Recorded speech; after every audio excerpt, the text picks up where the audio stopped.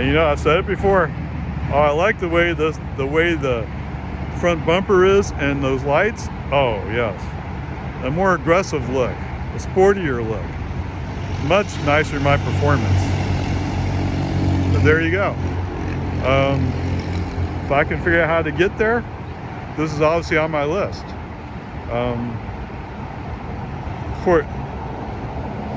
For me, the difference between a performance and this long range and the acceleration is almost non-existent, right? I mean, you step on the accelerator, boom, it goes.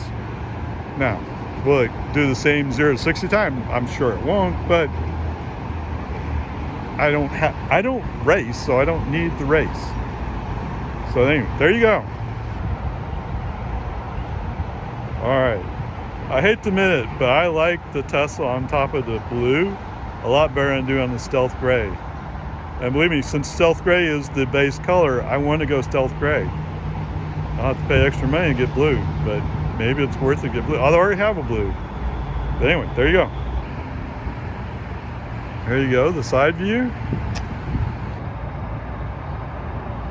Okay, I don't think you can see it, but it's a hand-cooked tire. Venice? I don't know, Ventus.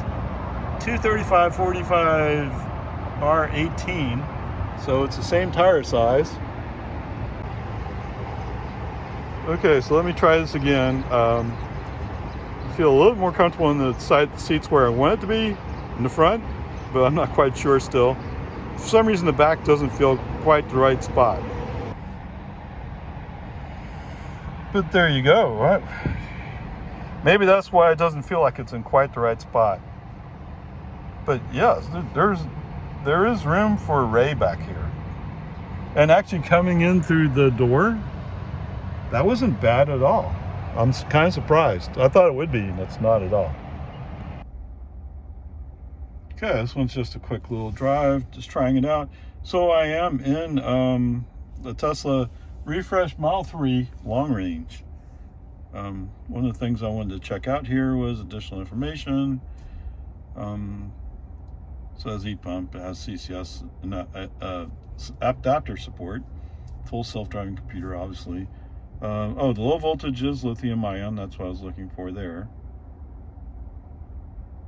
Okay, it doesn't say it's LFP, and that's what's been bugging me.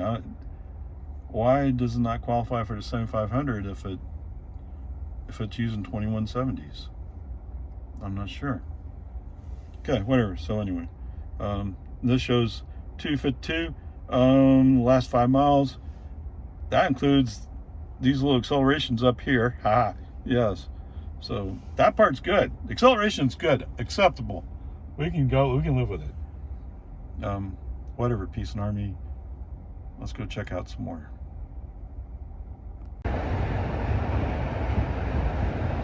Okay, basically the same frunk. All right, just like the rear-wheel drive, this is open over here, and this is open. And I'll have to compare this to my Model 3 Performance, but there's the sub-trunk. I don't know if you're really capturing it, but there is that red tint to the side mirror, the side camera.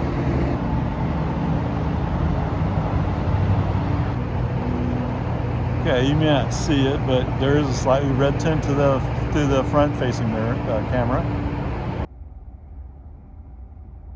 Okay, so I just set that on. Maybe they're not ready for it, but okay, it's set to do the auto shift. Charging the same. Autopilot.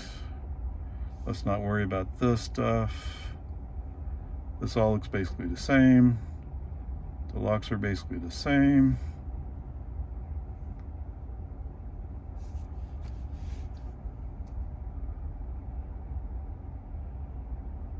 Oh, okay. Lights, auto high beam. Accent lights. Yeah, this guy. Who picked this color? No. 9. How about green? Green's much more better. Hit the X. Okay, good. Dome lights are on auto. Blind spot display. Reduce blue light. Sorry, I always like to reduce blue light. Trips. Wait, so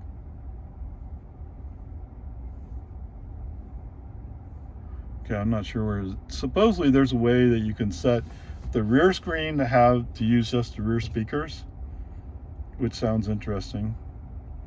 Use HOV lanes. Okay, avoid tolls. Okay. Safety. Service. Notifications. Software. Premium connectivity. All right. Anyway. It all looks good so far. Okay, I owe this to you. So I set it to auto shift from park, okay? So I am parked right now. So the blue brake is lit up. Press the brake, press the accelerator, and we're going. Okay, so coming back, 5 miles, 13 minutes, 266 watt-hours per mile. And gee, I'm sorry, I'm driving a little sort of hot rod car, so yeah, I'm not taking it easy. Wait, what? Automatic 911 call? I'm gonna check my car. Okay, that's interesting. The forward collision warning is either late, medium, or early.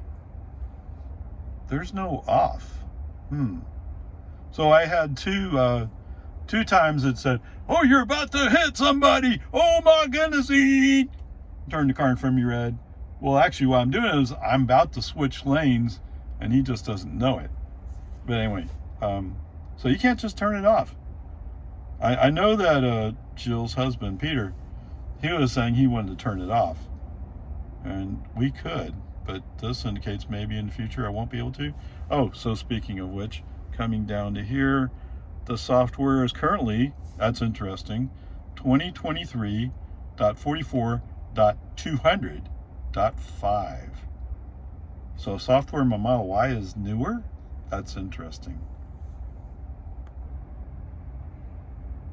And here you go, the vision-based parking sensors. You can see where the curb is, and yes, indeed, that's where it is.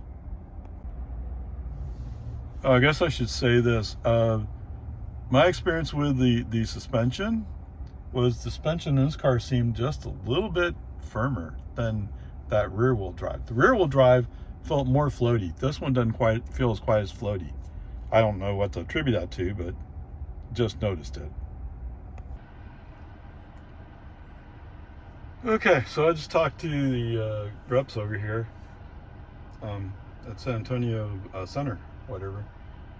So the one question I had was, well, I don't understand because it doesn't say, let's see, software, additional information, where, oh look, my low voltage lithium, it's the the Model 3 I have doesn't have it. Okay. I wonder if I can steal it out of that car. But okay, whatever. Peace and harmony. So the basic question I had was, like just like in this car, it doesn't say the high voltage battery is LFP. Okay? So that's the question I have, and that's on top of my mind here. And what they told me was, well, it does indeed. So it does not qualify to 7,500 tax credit, and that's because it is an LFP. And yes, it is a CATL battery. And I heard that CATL just came out with a super duper battery, so to speak. I mean, whatever, however you want to put it. So that was the question in my mind. And that's the answer is yes, it is a CATL. And that's why it doesn't qualify to 7,500. And then the next question is, well, how do you get around all the rest of it? And so the other part, obviously, is I have to have worked out what I'm going to do about a loan for the new car before I can move forward for possession. That's kind of where we're stuck. So anyway, onward, upward. Do I love the car? Yes, I love that car. It's really, really nice. Oh, so I need to go back and say, it felt like the rear wanted to kick out a little bit, but you know, thinking back on it, when I got this Model Y, it was doing the same basic thing where it would kind of kick out a little bit. Oh, look, mine says CCS and third-party NACS DC charging. Oops. Yeah. I'll have to go back and look at the video, huh? I'll have to go back and look at the video because there was another thing that I came across like, oh, wow, look, they have this. Okay. But, I mean, that's just software enablement, right?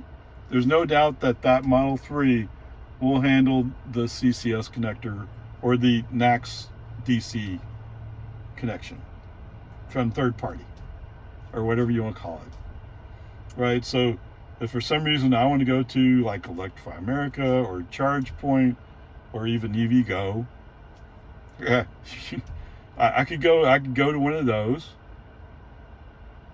and charge up there. That's kind of critical. My Model 3 right now doesn't have that support.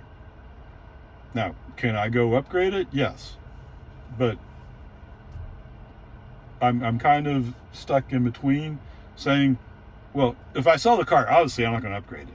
But if I were to keep that car, I would think sooner or later I'd be wanting to.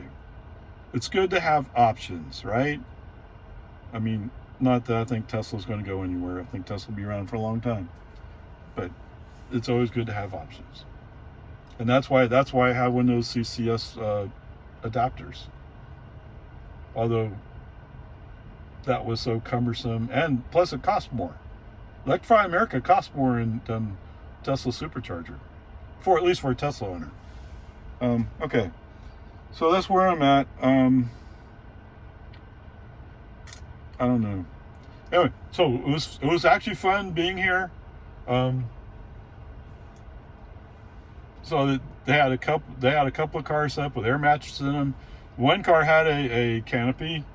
So like he said, he goes to the beach. Well, okay, that would be a good setup for going to the beach, right? They had Model Y, I think, set up with one of those overhead pop-ups. That looked pretty cool too. I'm not sure I want to go to that extent. But then again, if I were to pull up buying a new Model 3, then that would also be my road traveler, right? I mean, that's the way it is. So the Y would be just around town, basically, to some extent, and whenever I need to take people or trailer, whatever, that kind of stuff. Okay, whatever. Peace and harmony. All fun, all good. Let's move on, and then I guess this is going with the mod. So I did take a test drive of that Model 3. So there's yet another Model 3 test drive. There you go.